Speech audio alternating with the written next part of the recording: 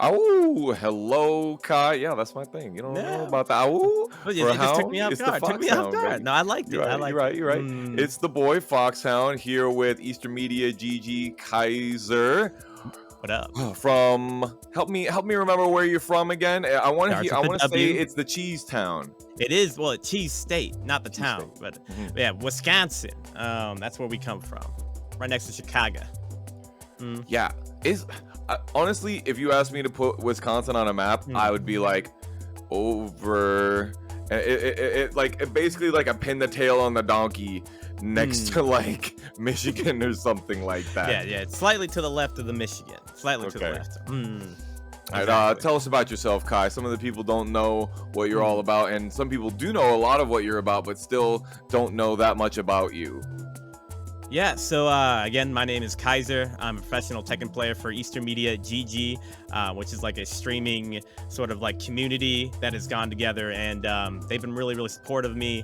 You guys should see them at Texas Showdown. They were really going off at Texas Showdown. But I also do have a day job, part time for I do captioning for telephone calls for deaf people as my part time, keep myself afloat. I do a lot of local stuff around Wisconsin, over in Milwaukee, over in Chicago, and then I fly all over the U.S. Hopefully, to other parts of the world whenever it's allowed to go play in these major tournaments. I really do hope that we get to see something awesome from the upcoming Tekken World Tour. We don't have any information other than where some of these majors are yet, but Hmm. I remember when COVID cut us down, it was going to be in New Orleans, dog. Dude, that And was I gonna was be like, so oh, sick. finally, not having Hmm. to fly to Bangkok, not having to fly to Amsterdam, not having to fly to Right.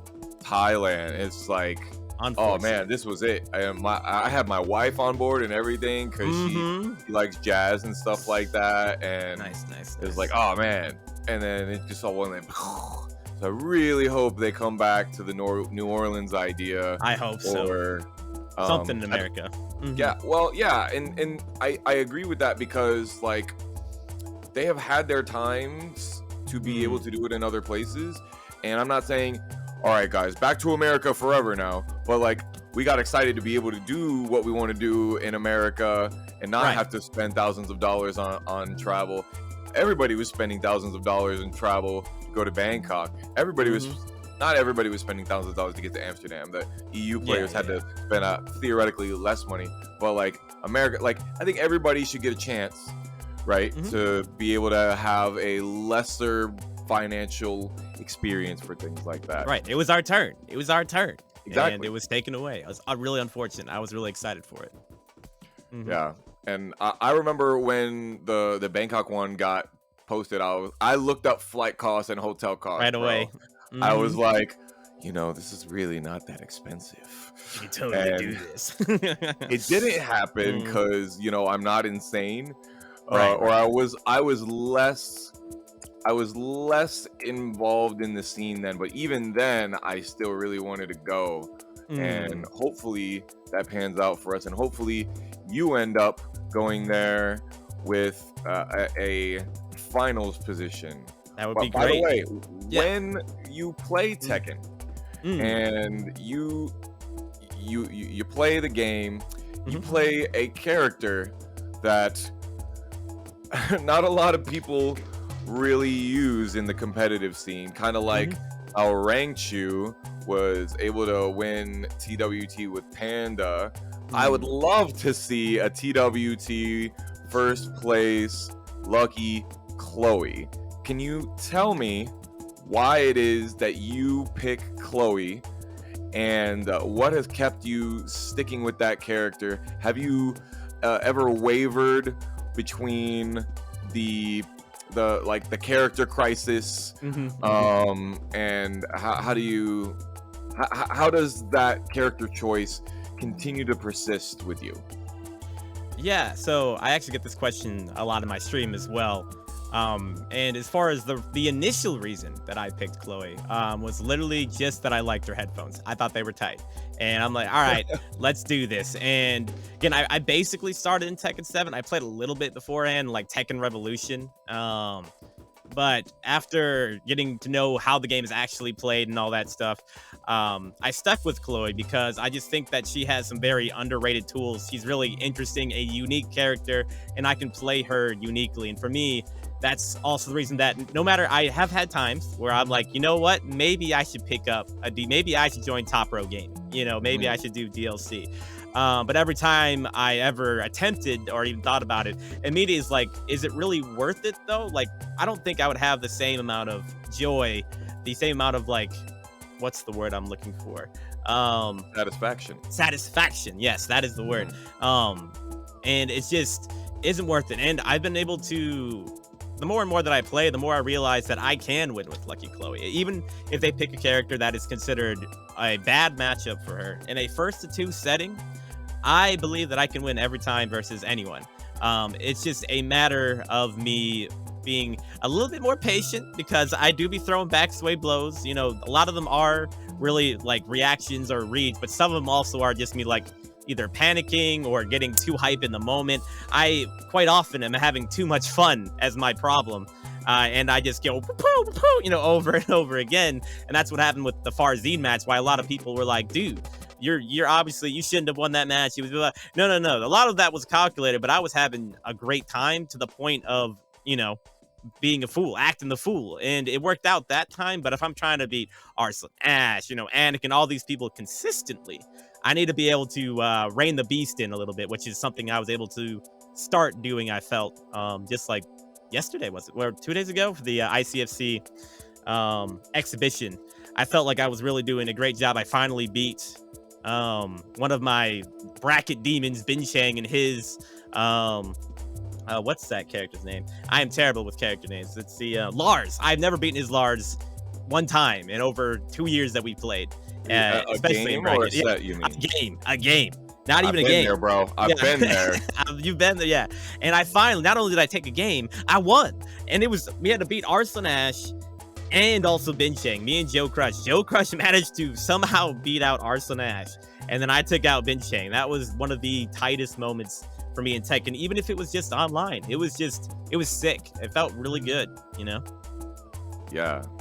So you Mm. were, hold on, I had, so you're talking about in a, sorry, Oh shit. in a first to My two headphones unplugged. session. Give me a second. All right, we're back. Word. So you were saying in like a first to two session Mm. that anything can happen. You can still win in a first to two session. Now, Mhm. I think that right there opens up a question of, is that all that really matters? Like, in the sense Mm. of tournament, obviously, are tournament results the things that are the end all be all? And if we think about, Mhm. tournament results being like, okay, well, anybody can win a first to two, so I just have to make sure that I'm Mhm. unpredictable enough / spontaneous and calculated and analytical and adaptive enough to Mhm. win a first to two relatively consistently. Doesn't really matter what character I play. But Mhm. what about those long set situations? Do you feel like a long set, like a first to 10, is less or more valuable as a Mhm. skill? Like, some people are like, yeah, these new players, they don't have stamina or something like Mhm. that, or the old heads might even not have stamina or something like that, even Uh. though the idea is that, oh man, I used to sit there for 3 hours on one quarter, man. Mhm. um Mhm. so I don't know, the thought just came to me that it's a very, very often, like, I was just talking to Trizzy the other day, and he was Mhm. saying, like, Anna is so good as a tournament character. And like a first to Right. two, she's so good. In set play, maybe not so much. Mhm. But first of all, I want to ask, do you think that those are different skills? And second Mm. of all, I want to ask, if they are different skills, is one more desirable to a professional player like yourself? Oh yeah, I would say they are entirely different skills. There are a ton of players who could beat me in a first to 10 that are going 0-2 in tournaments. And there's a couple of reasons for that. One is just that, the tournament mentality is very different from a first to 10 first 7, those sort of the first 10 and first 7s, those sort of things, I do feel show the greatest skill. And if tournaments were actually for trying to see who's the very best, they would have each and every person first to 10, every single other person in the tournament. If that's how we were going to be doing it, Arsenal should probably win every single time. However, it's first to 2s, first to 3s max, with the grand finals, and just the stress, again, the unpredictability, your clutch factor, sorry, Fee, and like literally, everything else can really like affect your offline results, especially. I'm just saying, man, Fee, I love that man. That guy is so good. That guy is so good. Man here, dog. Dude, Fee is literally a godlike player, and he's like some of the future for NA, but this man needs to just chillax sometimes with his ending. It's so funny how I'm like, how is he gonna lose it this time has become my question more than, I'm like, Fee, you are literally, I love this man. Fee is such a homie, bro, but it's just, it's his game to lose. That stuff, it makes me laugh every time. But back to what I was saying, I agree, like with the, Ana is a great tournament character. Chloe is high tier in tournament. And as we were talking about the, which one do I think competitors should value more?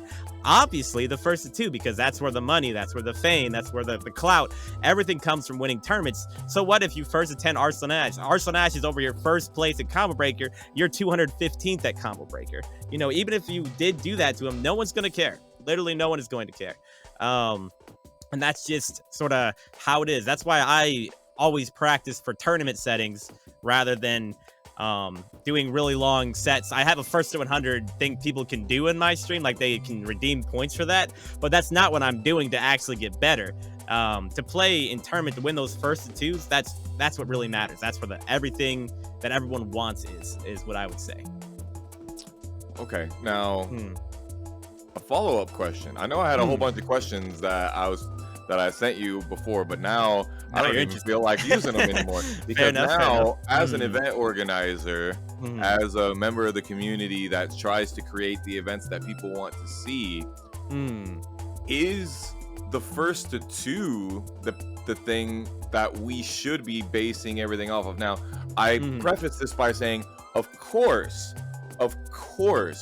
we hold tournaments first to 2 standard, first to 3 grand finals, and winners finals and losers finals, in order to keep everyone able to participate, and to have tournaments not take years.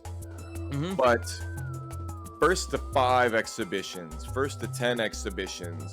I remember the TWT online challenge for Korea. And it was so hype. You had all those first to 5 exhibitions, and people watched the hell out of those. It's true. The EU versus America wasn't first to 5 for I'm sure for time's sake, but like if it was, bro, have a whole day event where you did that. Granted, viewer stamina is not great, but if we had things like, for example, fight cards, right, where there were people doing money matches at Combo Breaker. I know Joe Crush had a couple money matches. Yep. He money matched with Fujito, the Kunimitsu player, and it was streamed by Sukin User. Shout out Sukin User. And they had a lot of views for that. I watched quite a bit of the Fergus versus Commanda first to 10. Oh yeah, as well. That happened too. So really, like, do you think that the exhibitions, given the possibility of having big enough players, do you think that exhibitions could be a bigger part of our competitive scene in the future? What do you see as you're not a really experienced, when I say experienced, you're not like a 30-year-old vet. Yeah, I'm not Anakin. Yeah. But you have your finger on the pulse of the community right now of competitors. So what do you think about that?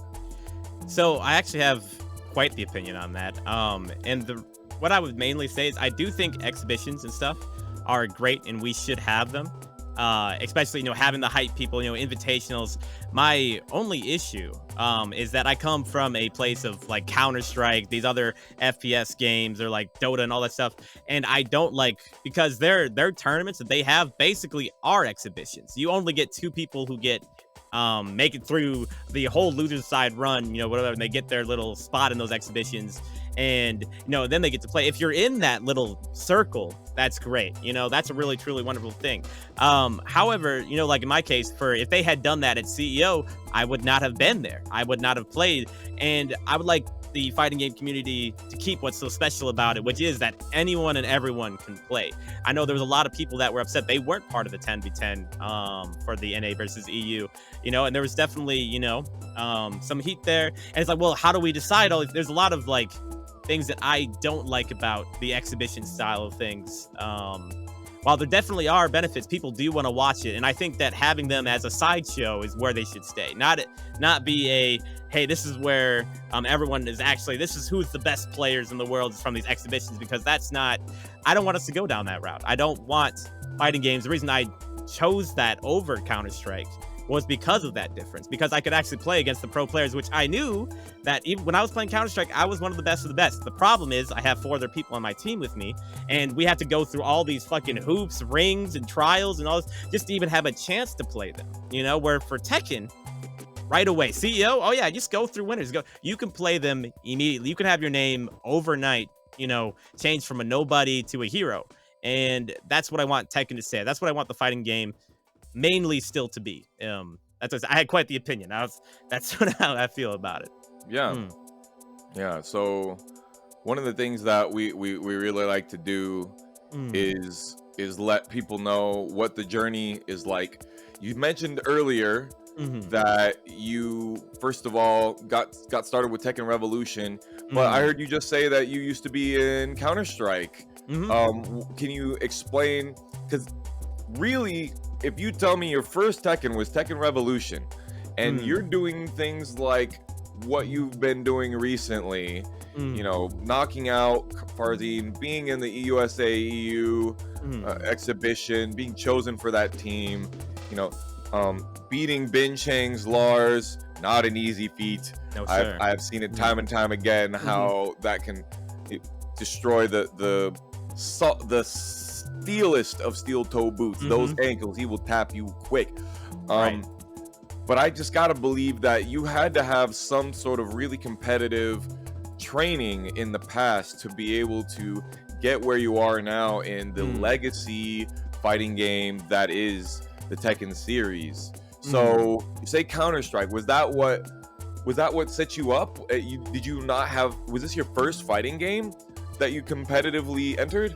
Yep, Tekken was the first. I went from competing in ECA. I got around like ECA main was where I was with my team that I was on that far. And I was the entry frag. I don't know if you know, but it's the same thing that I do in Tekken. I go in, balls to the wall, and I do my thing, and then oftentimes I die, but I let everyone else know where everyone's at. I kill a couple people on the way. I was the quick explosion, like a firework going in. And that's sort of like the confidence that I got from that sort of mentality of like, not caring, go in, do your thing, and I brought that over to Tekken. And I also would like to think that the way that I learned, the way I understood how learning is done, it's not something you can just like learn from a video and go and do. It takes practice. I was practicing like 6 hours a day when I was in college for Counter-Strike. I was doing that every day, 6 hours. I went over to Tekken and I did about the same thing when I first started. Played till my fingers were bleeding. Because I was having that much fun, but also because I just wanted to get better so badly. And it sort of worked out, It worked a lot better than Counter-Strike, that's for sure. Wow, that's so interesting. You're not the first person to tell me that Counter-Strike is their place. I think that, what is it? The Spirit was coming from, he said he used to watch Counter-Strike all the time. He used to play Modern Warfare as well. He used to actually make content and post it on his YouTube. Still got it on his YouTube. I still got some of mine too. That's hilarious. Go ahead. I was just talking to Yoj99 Yusuf the other day, and he said that he was really big into Counter-Strike as well. And the reason that he moved to Tekken is very similar to the reason that you just gave me, was that it was a high barrier to entry and or high dependence on other people's performance. Exactly. And in that same interview, he talked about how we talked about together, how very committal you are to your offense, to your play Mm, style, and to hear your role in your CS:GO team be just go in there and just be fearless. It mhm, totally makes so much sense to your play style. If there is any, mm, like, only you would be the one to throw 4 sweeps in a row mhm. and just not even care about it. Like, it doesn't even matter if the Mm, first 3 get blocked. You are right, gonna just do what feels right, and you're gonna throw that grenade in there, and if it blows up in right. your face, that So that is well. what it is. But you've made Mhm. the decision. I really admire that about your play I style. appreciate it. Mm. Not to say that sometimes the decision can't be Yeah. wrong, but Eh, the yeah. calculations of your Mm, risks and things right. like that, and Mm, that's super cool. Um, Along with those other people that I just mentioned, Spirit and Yusuf, mm. some of those people you have played with quite a little bit. Yep, yep. Do you have anybody in particular that really helped you along when you were getting that come up of that 6 hour a day training cycle? Or did you Mm, just kind of pick up people here and there and go, hey, Chenzo, mm, hey, Mateo, hey, anyone? Did you just like find people in ranked slash mm. in the streams and go, hey, do you want to like play more? And then that was just the way it happened, or is there Hmm. something else that is behind your training? So, I will say that the person who got me into Tekken was also sort of a rival for a long time. One of my childhood friends, his name is Uzziah, as in that's his gamer tag. A wrong player, also from Wisconsin. He got me in, and he helped me through the first step. And then I had a sensei also from Wisconsin. Shoot, I forgot his gamer tag just now. Hunchy, yes, that's his name. He's a Panda player.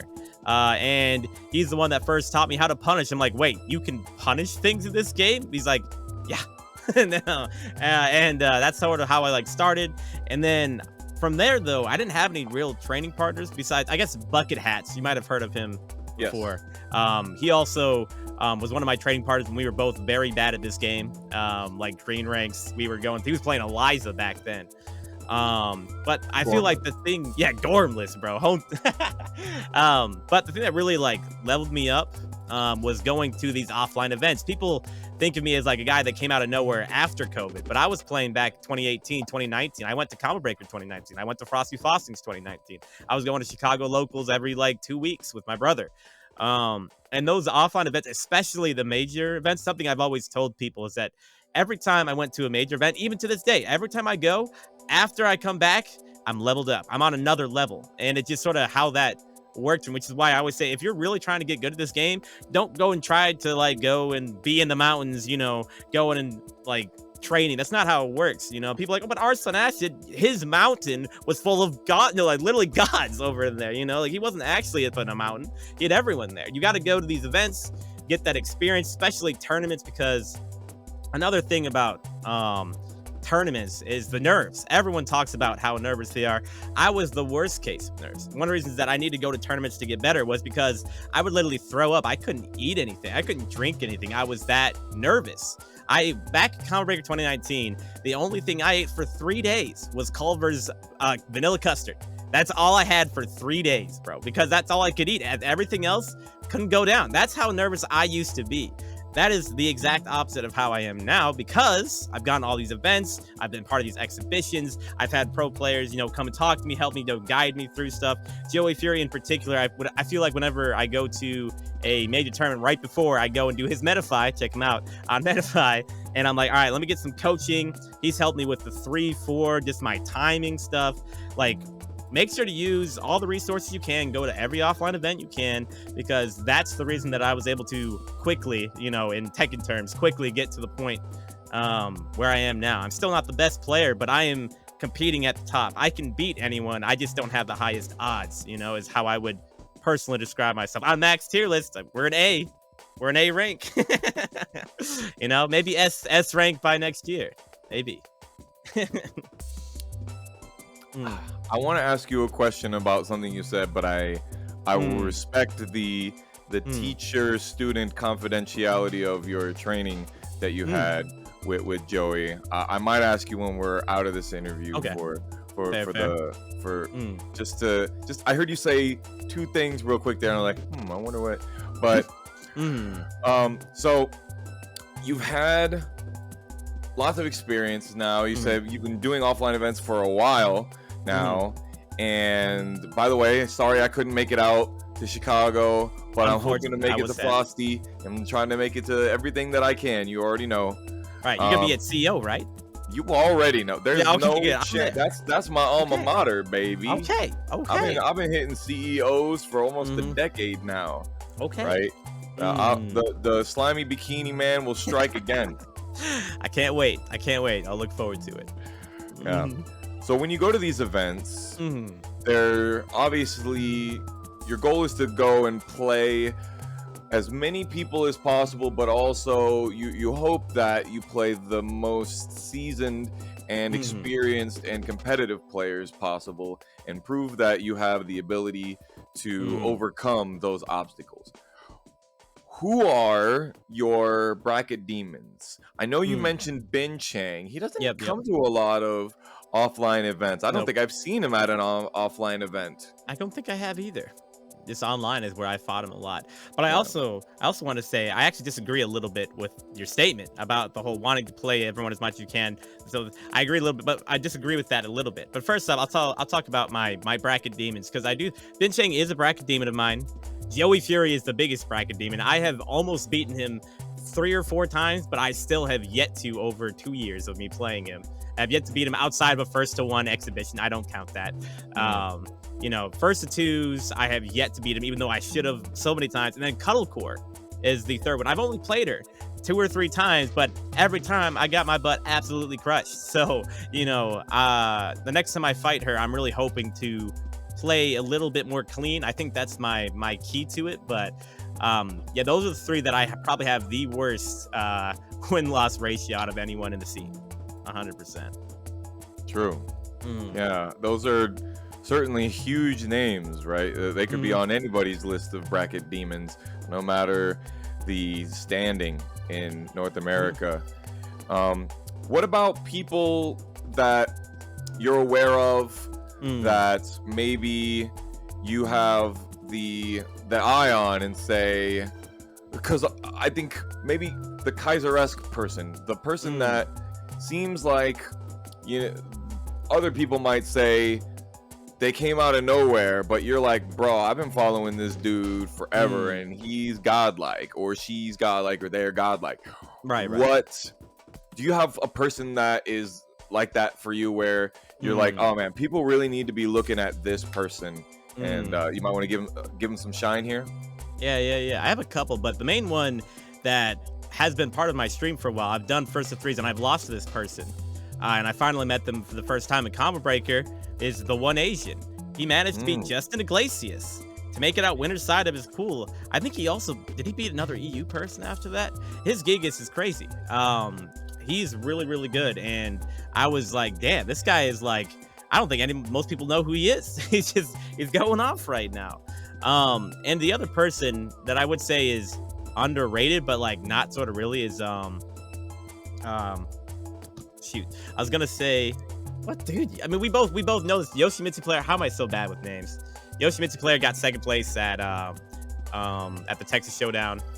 Dude, Jumanji. Jumanji. Thank you. Sorry again, Jumanji. I love you. My bad. But I would say Jumanji is probably like very underrated. I think the competitors know he's good, like we know, but like the general like populace, the fans, I don't think they know just how good that guy really is, and I think they'll know very soon.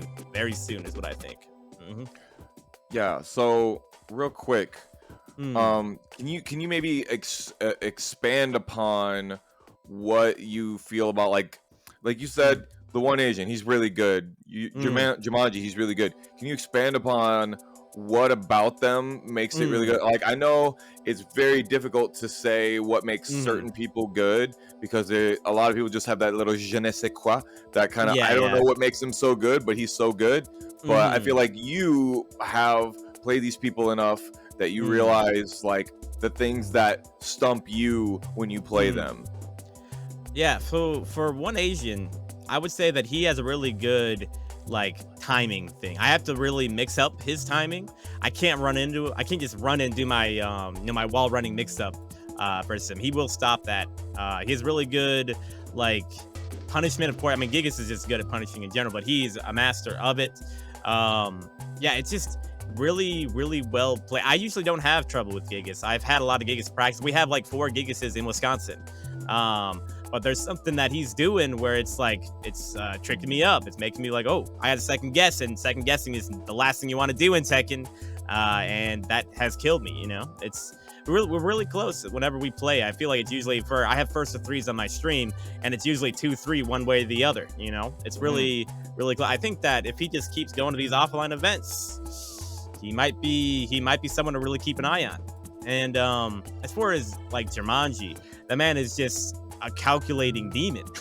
Like he's really good, especially at the Oki setups. He is famous for the wall Oki. He can do that with crouch dash 1, I think is what it is, or he is really good at not only reading but reacting to what the opponent's doing in that situation faster than I've seen any other Yoshimitsu ever do it, and you know, making it work. He's really good at trying to bait you in. His back turn usage is really good. The only thing that like Jumanji, I think that he could do to really up his game to the very next level is to use the no sword stance more. I think Thank you.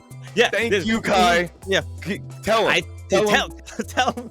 Yeah, I'm telling you, Jumanji, my man. If you start using, especially the Foxy Grandpa, the low sweep from. There's a lot of things that I've seen other Yoshimitsu players that I've played. Which I lost to 2 Yoshis at at Combo Breaker. By the way, I lost to Jumanji in Winterside. And then I lost to a really, really good Yoshimitsu player. Man, I'm terrible with names. Thank you. Sorry. Yukio. Yes, Yukio. And it was, he was using the no sword stance a lot more. And it was tripping me up. They both beat me.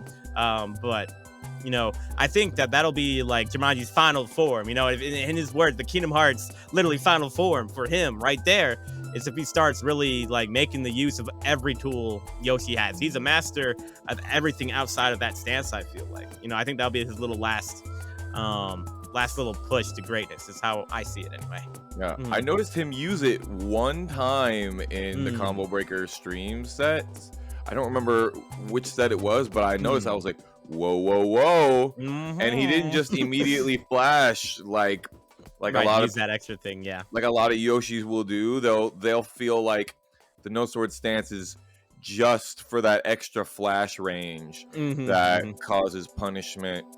But like there are so many matchups where it's really good. But like just the concept of that sweep, that sweep where you have your wall running mix into sweep, whereas like it easily turns Yoshimitsu into a full crouch mixed character. Yeah, 50-50 monster. You go from Yoshimitsu being like kind of like Paul, where he has a real need to get those big victories with his down forward 2s and things like that. And then when you go to no sword stance, like anytime he crouch, he turns into like Lee. Yeah, now you have to be worried now. Yeah. Right. Because at any time the sweep could happen or the knee can happen. And I totally agree with you. There's just not enough people that are doing it. I can only think of one person that is he's from Europe. His name is Dane or Steph. He's recently named himself. He's the no sword stance Yoshimitsu stan of the world. I really want more people to be aware of him, but he doesn't like post a lot of stuff on YouTube very often, and I don't want to. He posts clips in the Yoshimitsu Discord all the time, and I'm like, oh man, sometimes I really want to be like, yo, let's have a Dane clip of the week, y'all, because he's like super good, even at like messing with the cheaters that you can find in EU. He still beats them. I got you. Yeah. Like actually, right now, the big cheater who won't be named actually changed their Steam name to be like, "I'm so sick of Yoshimitsu." Fuck, like that's his Steam name right now. That's great. And we're just like, yes, deal with it. Hey, try to block that, huh? Well, it's timing still, but also Mm, he's just a really good player in my opinion, but also he mm. really utilizes that no sword stand. Okay, okay. Um, earlier, Mm, before I asked you about who your bracket demons were, mm, you said that you had something to say about how I said when you go to mm, tournaments, you want to try to play as many people as you can for as long as you can, and you said mm. that you might disagree with that. And I want to Yes. bring you back to what you were going to say on that. Great, great, great. So, and this is something else Arsenal Ash just talked about to me when I also did coaching with him, as in he coached me, talking about like tournament prep. What you should be doing at tournaments is preparing for the tournament. If you're trying to get all these casuals and all this stuff beforehand, you might end up fighting those guys in tournament. You should have already prepared for the months coming up to this tournament. You go in and trying to do the last minute things. If you're trying to win the tournament, of course, if you're just having fun, like you're not like really serious trying to win, go ahead. Yeah, you should click it. Those are super sick. I love casuals, but for like winning, you should try to keep it within like your group, trying to make sure you're sharp. Don't be doing too much. Drink your energy drink an hour beforehand. Get ready to have gum, all that stuff. Be mentally prepared. Be relaxed. Be ready to go in there with a clear mind, open mind, and take the W. That's literally what Arsenal is like. This is what I did. I was sleeping before my match, my top 8 at Evo. I was in the pool. He wasn't playing Tekken. He was doing all this other stuff to make sure that he was relaxed as possible. His brain was ready. He was not going to be heavy going into this tournament. And that's something that I like sleeping. The JDCR sleeps before his tournaments. He sleeps up until like an hour before. I know other players do that. Saying the word relaxing before. If you get yourself too strung up or you get too tired, or you're overworking yourself trying to get your games beforehand because you're so nervous. I know that was my problem again. Counter Breaker. I played so many casuals. When it came time for tournament, I had no stamina left. I could have made it out. And it just didn't work out that way because I was so mentally drained. And that's why I would say it is good to play against really good players and all that, but I would actually limit yourself. If you're really trying to win, I would limit, prepare, keep your reserves, your brain power for when it really matters. Now that you say that, it makes a lot of sense because like whenever I go to tournaments and I know Joey's in the bracket, like I never even see the guy until he's in the bracket. Till it's time. And almost same with Anakin. I'll be like, I know Anakin has to be here, but I don't see him, and he's usually not around playing casual.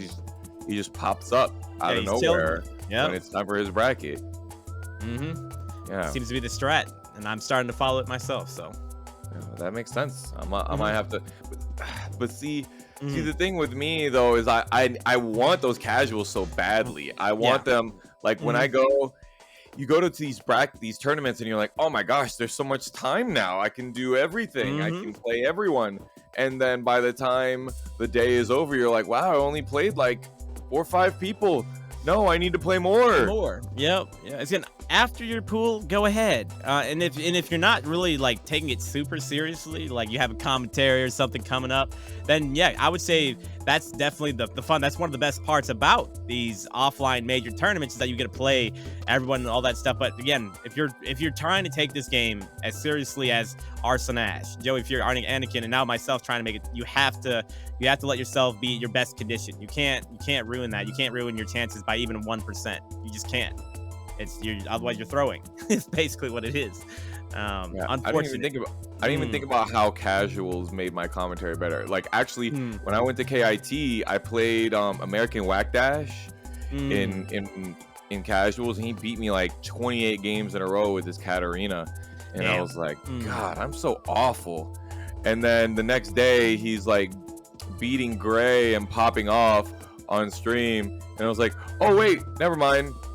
I'm not awful. He's good. Just godlike, yeah. That's dope. And I have a way to, be able to comment on how his play feels like to play against. Right, which you is got so that different. XP. Like, because I've never played Shadow 20Z before, but I watch him all the time. Right. And I feel like I understand how Shadow wins, which I think is like 90% his amazing reads on timing. Yeah. Like, honestly, I feel like that's how he wins. But like, I've never been on the other side of it. It has taken me a lot of time watching Shadow to really understand that. Whereas when I played like Genghis Dawn in bracket, immediately I was like, oh my God, you cannot whiff against this guy at all. No, Like, sir. the Mm-mm. experience of playing against somebody is way different than watching them. We played It's as very well in at Texas Showdown too. That's so you and I, you mean? yes, and that's where Yes, we did. probably Yeah. now you can feel that as well now.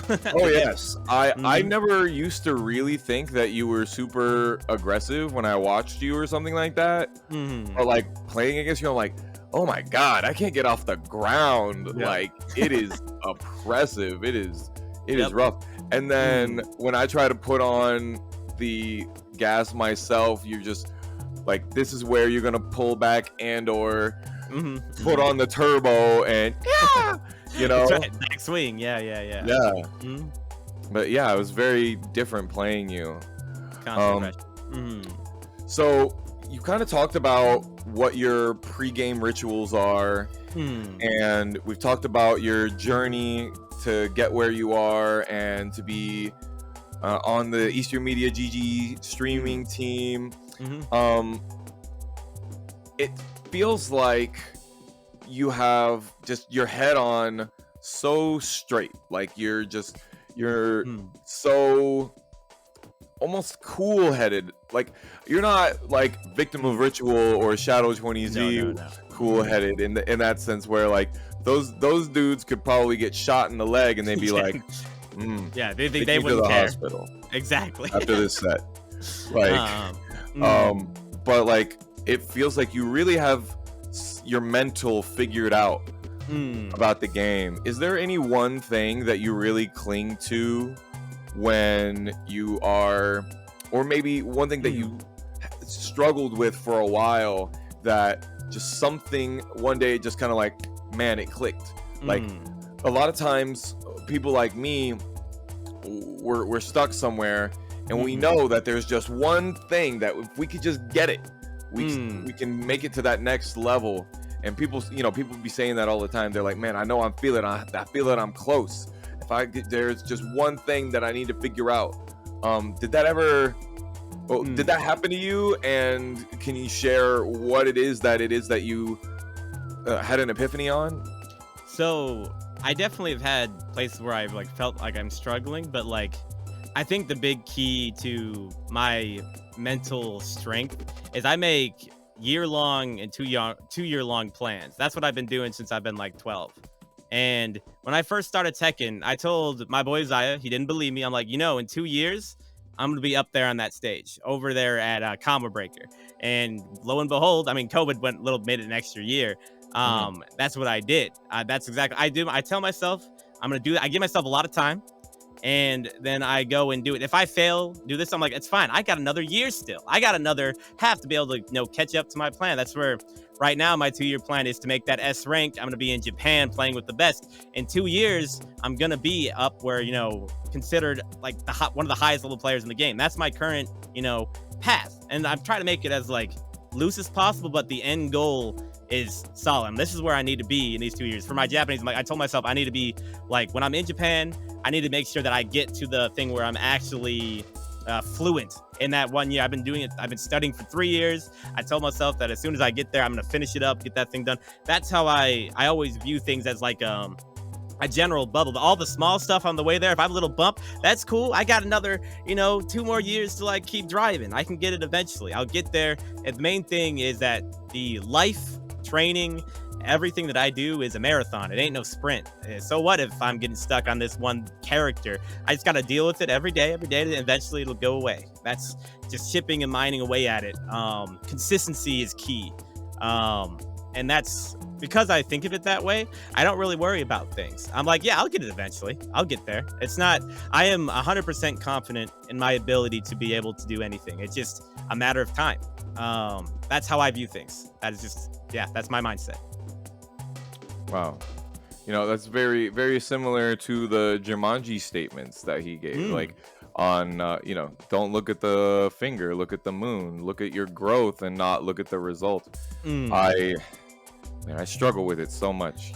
Can be every local that happens. I haven't gone 0-2 at a local in months. So Mm, that's really good that's for me. progress. Mm-hmm. Yes, it is. It is. I was going 0 and 2 and 1 and 2. I was cursed. Like I one see. of I see. my there was a Reddit post not too long ago, like a year ago or so. It was like I went 0 and 2 in tournament and my wife got me a cake and it said like 0 and 2 on it. And I told my wife, I was like, I was coming home from tournament one day and I was like, you know, depressed about it. And I was like, I went 0 and 2. And she's like, damn, do you want me to make you a cake? And I was just like, you bitch. I can't believe you done this. How could you do this to me? But like, Mm, it's hard. Those mhm. the feelings of setbacks, like they might not even be setbacks because first to twos are first to twos. Yeah, But like yeah, it's really hard to get that mindset. So yeah, yeah. is that a mindset that you already had in place when you started Tekken, like when you were doing Mm, CS:GO more, or was that something that you gained through your competitive play in Tekken, mhm. or maybe is it something that that's just the way you've lived your life, like I would say that I had it a little bit before. I went through a pretty rough time in high school, and I came out of it. And then after that, I'm like, I'm gonna play. I'm gonna do everything I've wanted to do. I'm gonna become the ideal version of myself. It's gonna take time, but I'm gonna do it. I'm like, all right, let me try to become a pro gamer. I start off with Counter Strike. It didn't go the exact way I wanted. But I'm like, all right, let's make another 2-year plan because this thing is gonna take too long. I could do Counter Strike, but the way that it's set up, it's just not worth it. It isn't worth it for me to do. And my brother, who was playing Street Fighter at the time, was like, hey, you should go to this event. I was gonna go with my boy Uzziah. He fucking dipped on me. I was by myself at this tournament. But then I'm like, I'm looking at the stage. I'm like, that's pretty cool. Anyone can get up there. I'm looking around. I'm like, yeah, it looks like anyone can get up there. And that's when I made my 2-year plan. Was right then and there. I'm like, I'm gonna get up on that stage 2 years. And sort of like, yeah, it's not something that I was born with, but it's sort of something that through my life, basically I started off basically in high school when I had the first idea of this mindset. Counter Strike cemented it, and Tekken is the implementation. Where I'm like, this is really sort of my view, and I feel like it's been paying off. I don't feel any like I like even if everything goes to crap, like it say like Tekken 7, this the end of it. We don't even have a Tekken 8 and all that stuff.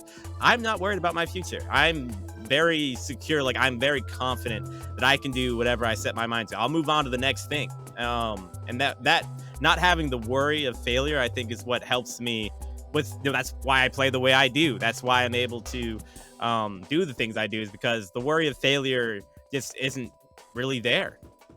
That's how I describe it. Yeah. damn, it must be nice. I'm honest with you, bro. Like Mm, every I don't have that with commentary mm, anymore. Like when I first started doing commentary, I felt rough, but now I feel fair really enough. confident with the way that Mm, I do commentary because of how much I do and the practicing. But with my play, mm, like even when I'm playing casual, sometimes I'll be like at these events and I'll be like, ooh, I should play with this person. Or like, damn, but what if I just get totally bopped? Like mm. and that's a mindset that I know that I need to get over. But I'm here to figure things out. It might take me a while, and I'm just gonna try to have the Kai mindset. The It's maybe called I the won't be growth King mindset in Kai. I'll general. be I'll be Prince Kai. I'll be Okay. Okay. your Mm. your your what do you call that? Your heir to the throne of The not end. giving a fuck Yes, sir. and Yes, sir. set Mm, goals and make sure that they're achievable goals and achieve mm. them. Long term, no, Exactly. who Hmm. cares? Do what you want to do, and if it turns out that you're like halfway, and you're like you're not sure if you want to do that anymore, switch it up. There is literally nothing wrong with just do what you want to do. That's my main thing that I try to help Uzai in particular. I've helped him try to gain this mindset. It's been one of the things we've talked about for a decade at this point, because I've known him for so long. Is trying to get him into that growth mindset. Just do. There's always gonna be a pickup. You're never done. It's never over until you're dead. Nothing's done. You can come back from just about anything. There's a couple things where I'll be like, okay, that's a bit rough, like felony or something like that. But as long as you're outside of that, you can make life whatever you want to. It's something that I firmly believe in. 100% confidence in the way that I can change whatever life I want to live, basically. Word. That's a sick mindset that you have right there. Thank you. I hope it helps you stay stable and ready at Mm. all times. That's the hope. We're getting to Mm. those end times here with our time together. I've Oh, yeah. so enjoyed our time. It's been fun. So Mm. let's couple quick fun ones to finish it off. If you could delete one character from Tekken 7, which character would it be, and why would you choose that character? Julia, I hate that character. Literally the worst. I hate fighting. It's not fun in the slightest. She's not cool. They completely ruined her character in Tekken 7. Literally the only funny thing about her is the whole Ganryu thing. Ganryu's a cooler character than Julie is to me. I really, really dislike everything about her. Delete her. Don't let her be in Tekken 8. Every other character, I honestly don't even have. People talk about Kunimitsu. I think Kunimitsu's sick, and I don't have too much of a problem fighting her either. I don't know if that's a Chloe thing or if that's like a mindset thing. I would prefer to fight Kunimitsu than like Fakuram or Lydia or Julia or any of the other DLCs almost like any day. Like for me personally, I don't think she's like that great. But then again, the reason that I think maybe it works well is because I'm constantly running at my opponent. And her backdash doesn't. I don't care about the backdash. I'm up in that ass anyway. Like you can't. You're right. You can't run away. You can't run away from me. But yeah, that's Julia for sure. My number one. Get out of here. We don't need you. Sorry, Yoshi. It's very interesting how many different answers I've gotten for this, and I plan on splicing them all together soon and having some ideas thrown out for everybody to hear. No spoilers. That'll be fun. And then I know you stream quite often. First of all, throw out your stream tag for me. It is twitch.tv/Kaizur TV. Make sure you put the TV part at the end. Kaizur TV. Yeah, I stream like once or twice a week right now. It's not super regular, but we be streaming. Word. And do you watch any other streams when you are not streaming or playing yourself, or you just kind of one of those people that, oh my gosh, I do so much Tekken, I do streaming, and I don't really have time to watch other people. It's not really the thing that I do for my leisure. No, I watch streams quite often. In fact, that's when I work out. I do like an hour of basically just walking because I'm such a I just sit in the chair all day, so I got to do something. So I do like an hour of walking on the treadmill, and I'd be watching. Recently, I watch a lot of VTubers. I'm an otaku. That's how it goes. But also like Selena. Recently, I've been watching a VTuber who started playing Tekken named Toro. She's really funny. And then I watch Anakin, I watch Joey Fury, I watch Christian the Cause, I watch Chenzo. I watch a lot of different streams depending on what I'm sort of feeling for the walk. Cool. Yeah, shout outs to all the homies out there that are trying to get their names out there and that are doing great for our community. And when I say doing great for our community, just helping keep that community part of it. Because when you're streaming, that's what you're doing, is you're communing with the people. You're not just streaming your gameplay like with a tournament or something like that. You're saying what's up, and I think Chenzo, he's just amazing with the way that he keeps up with chat. I feel no offense to anybody, but I feel like he's one of the best people for that. He's just completely fantastic with the way that he can keep up with chat and also play Tekken at some pretty high level with you guys all the time. Yeah. Oh my gosh, I'm having so much fun doing these interviews with all of you guys. My goal with these interviews is to give the people an opportunity to see a side of you that maybe they don't know. Now, you, Kai, you stream every week or so, once or twice a week, you say, and you are not quite a household name yet, but in the Tekken community, there's no escaping the Kaizur Geyser. That's right. There's no escaping that.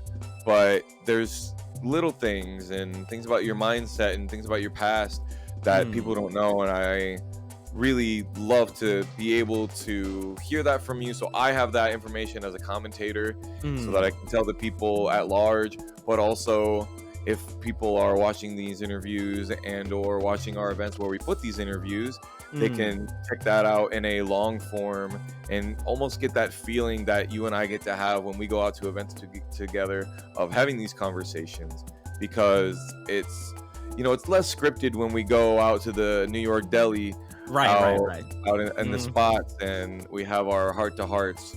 But I really feel like this is where a lot of the heart and the warmth comes from our scene. Playing the game and being competitive is really fun, but like, once you finally meet these people that you've been playing with and talking to online for a long time, like, it just really gets super emotional sometimes. And in my experience, I don't know if that happens to you very often, but I'm super happy to have you on here, and super happy that you were able to take some time out of your schedule for us. Is there anything else that you'd like to shout out before we sign off here? Besides just shouting out Eastern Media GG again for sending me out and letting me do all these tournaments. I can't really think of anything in particular, but again, I am worse. My memory is pretty bad. That's maybe I had something before and I don't remember. Maybe I'll have to come back and like put this in there, please. You got that goldfish memory where did I already do a sweep? Whatever. We just do it again. Just do it again. It doesn't matter. Exactly. Word. Well, thank you so much again, and I hope to see you soon at events. Are you going to be going to CEO? You know it. I'll be there. Yes. Sir. There's so many people who said that they're not going to be able to, and that makes me sad. But there's going to be a spot. We got ourselves a sticky suite. It's Foxy. We got ourselves next to. It's going to be beach level. You ain't got to go into no elevator. I got one of those too, but I didn't got a suite. Very nice. Very nice. No, not beach view, son. Beach level, right? You open it up, bam, beach is right there. Okay. Don't have to go up no elevator. Plenty of space to be able to set up the setups, and you're more than welcome to come through and run it with the homies. And I will see you out there at CEO, and I hope you guys that are watching this, you probably won't be. It probably will not be before CEO that I am able to edit all this stuff together, but I hope you guys have fun at the events that you do go to. And I want to say just personally that CEO is fantastic. I love CEO. It gave me the heart that I have for this scene. CEO was actually my thing. You're looking at Combo Breaker and you were like, oh, anybody can get on the stage. That was dope. Yeah. My first thing was like CEO, I want to say like 2014, where it was Tekken Tag 2, and it was Anakin versus Cody. And I saw Cody playing Kazuya and Heihachi, and I was like, you can do what? It was so sick. And it just got me into loving the game. So I hope you guys really get an opportunity to be at one of these events, because it can really radicalize you towards the community. And I hope that this conversation has radicalized you to be a stand for our boy Trucky Chloe, Kaizur, EMGG over here. Thank you all once again. I appreciate you, and catch you on the next one.